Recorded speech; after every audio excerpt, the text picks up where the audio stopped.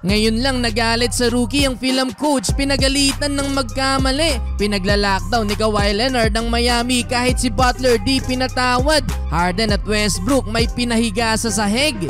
LA Clippers versus Miami Heat. No Tyler Hero at Duncan Robinson ng Miami mga bro. Habang balik lineup naman sa Clippers si Zubac. First quarter solid start para sa Heat. Maaga silang nakalamang ng double digit matapos kumana ng 13-3 start. Back-to-back basket for Terry Rozier.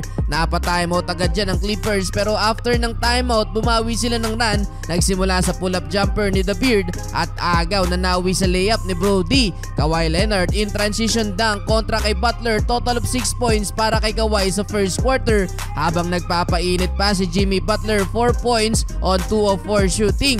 Nakatoka sa rookie ang bantayan netong si Kawhi. Sinubukan ni Jaques Jr. mga bro postehan si Daklon na itulak pero mintes ang hook shot. Babawi sana sa transition mga bro kaso mintes din ang driving layup. Inalat ang rookie. Well natapos ang first quarter lamang pa ng 3 points ang Miami 22-19. Second quarter Caleb Martin ang unang kumana sa opensa ng home team. Driving dunk sa baseline pero sumagot ng tatlong sunod na tres ang Clippers mula kay Westbrook, James Harden at Norman Powell. Lamang na din dyan ng LA. Nagalit pa sa rookie ang film coach mga bro nang mapabayaang libre sa corner si Powell. Timeout ang Miami. Bumawi nilang sa depensa kay Harden ang rookie. Good defense kaso ginawa naman siyang asintahan dito ni Paul George at Kawhi Leonard. Lamang pa ng 5 points dyan ng Clippers bago i-take over ni Butler ang opensa ng Heat scoring 5 straight points. Patungo-tungo na ang film coach. Eto mga bro, binaliwala ang 4 na players ng Clippers. Naiskuran pa rin ni Butler. Naitabla pa ng Heat ng laban.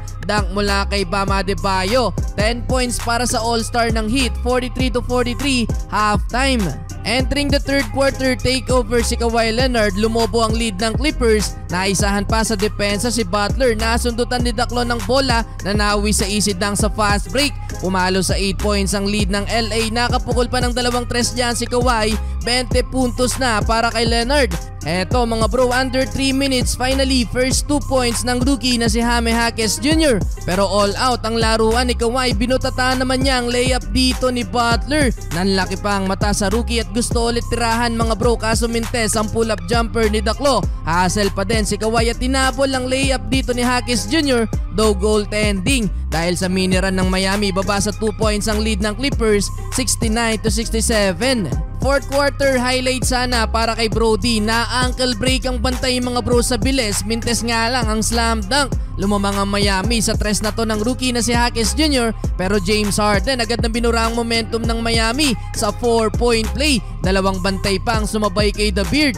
Take over si Harden sa final quarter mga bro. Another back-to-back 3 points ang naipasok. Bumalik sa 13 points ang kalamangan ng Clippers under 5 minutes, 91-78. Dito naman mga bro, pinakita ni Kawhi kung bakit Daklo ang nickname niya sa NBA. Inagawan ng bola si Bam Adebayo. Last 2 minutes na ibaba pa ng Miami sa single digit ang kalamangan ng Clippers mga bro. Yun nga lang, kinulang na din sila sa dulo at panalo pa din ng LA Clippers sa likod ng 20-point game ni Kawhi Leonard at James Harden.